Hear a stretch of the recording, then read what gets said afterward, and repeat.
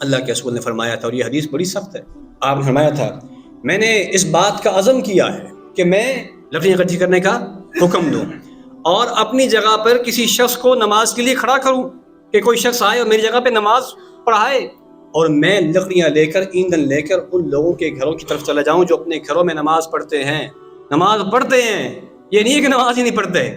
نماز پڑھتے ہیں، گھروں میں پڑھتے ہیں، اور میں لکڑیاں جا کے جلا کے ان کے گھروں میں ڈال دوں، ان کے گھروں کو بھی جلا دوں اور ان کو بھی اس میں جلا دوں، ان مردوں کو ان کے گھروں سمیت جلا دوں، آگ میں جلا دوں،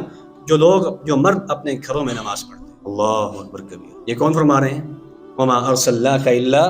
رحمۃ للعالمین، جو رحمت للعالمین ہے، وہ فرما رہے ہیں کہ میں دل کرتا ہے کہ میں لکڑیوں کے ساتھ میں ان کے گھروں کو جلا دوں جو اپنے گھروں میں نماز پڑھتے ہیں۔ ذرا سوچئے وہ شخص جو نماز ہی نہیں پڑھتا ہے اس کا کیا بنے گا، اس کا اللہ کے نبی کی نظر میں کیا مقام ہو۔ اور حضرت عبداللہ بن مسعود فرمایا کرتے تھے کہ ہمارے زمانے میں، رسول اللہ صلی اللہ علیہ وسلم کے زمانہ میں، وہی شخص باجماعت نماز سے پیچھے رہتا تھا جس کے بارے میں کنفرم پتا ہوتا تھا کہ یہ منافق آدمی ہے، جس کے بارے میں کنفرم پتا ہوتا تھا، 100% یہ بات یقینی ہوتی تھی کہ یہ منافق ہے، ورنہ عام مسلمان نماز سے پیچھے رہ جائے ایسا ممکن ہی نہیں تھا اللہ کے رسول کے دور میں۔